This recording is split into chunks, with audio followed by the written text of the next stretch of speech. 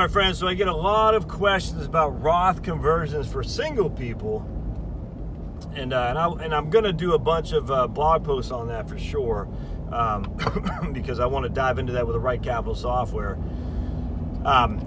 Just the rule of thumb for me, the whole reason I actually started my YouTube channel was because I warned people of the widow's tax trap. And the widow's tax trap is simply, you're going to be, if you're married filing jointly, you're going to be in a higher tax bracket in the future because someone's going to die. You or your spouse will die, unless you guys die simultaneously in a car like me and Chloe. Chloe's with me right now. Say hi, everybody. There's Chloe. Hi. So we're just driving.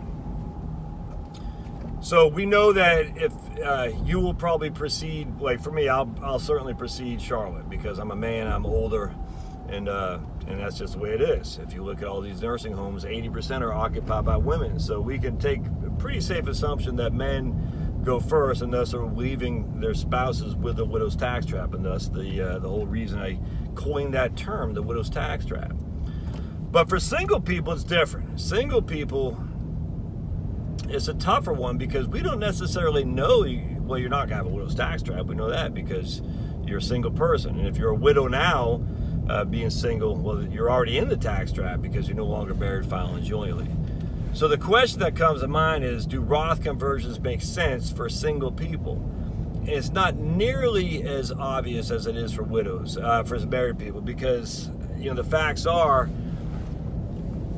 we don't know if your tax brackets can go up or down. We just don't know. Now, let's just say you're 60 years old and you have $250,000 in a 401k. All right, and we'll dive into this with pensions and whatnot, all that stuff. But at the end of the day, the only thing that you need to concern yourself with is two things. So the first one is, most importantly, is when you take Social Security and having IRA distributions, the IRA distributions will absolutely make your Social Security more taxable. So that is like, I don't even know what you call that, some kind of, I guess I'd call an RMD tax trap. So to avoid the required minimum distribution tax trap, that's when we start wanting to look at Roth conversions, because we know for a fact, once you're on Social Security and you're taking distributions from your IRA, that IRA distribution will make your Social Security subject to more income tax. That is a fact. But at some point, that fact goes away, depending on what your income stream is. And so, and that's the tough thing here. If you have a pension, for instance, there's really no getting around that, because your pension will automatically make your Social Security subject to income taxes, up to 85%.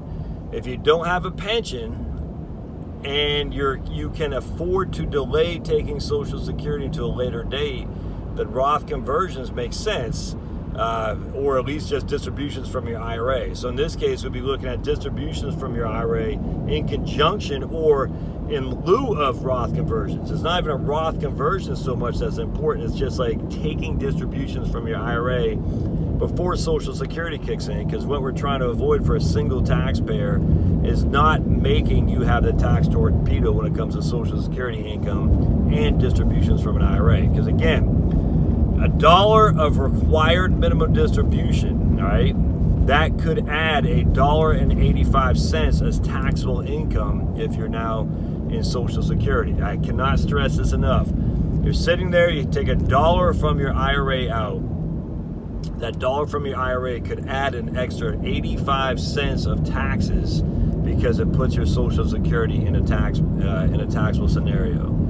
So you add $10,000 to your income, you're going to add $18,500 to your tax base, if that makes sense. And again, I'll use the right capital software to show you exactly what I'm talking about. We'll start from the nuts and bolts. It's not nearly as strategic, though, as the widow's tax trap. Here it's more about, maybe you're not doing Roth conversions, but literally saying, I am going to take money from my IRA before I take Social Security. It has nothing necessarily to do with Roth conversions. It has more to do with the fact is I want to take it before I want to get my IRAs down to essentially a zero balance by the time I take Social Security. And then the question comes in, if you're single, well, are you going to survive long enough? What if you die at 80? Was it worth it to delay taking Social Security? What if you die at 72? All these things come to mind. So it's not nearly as obvious as cut and dried for married couples. But we'll dive into that. So I just want to let you know, we haven't forgotten about you, my friends. So stay tuned. We'll do a couple blog posts on this in the next couple days, and we'll do videos on that as well. All right, thanks.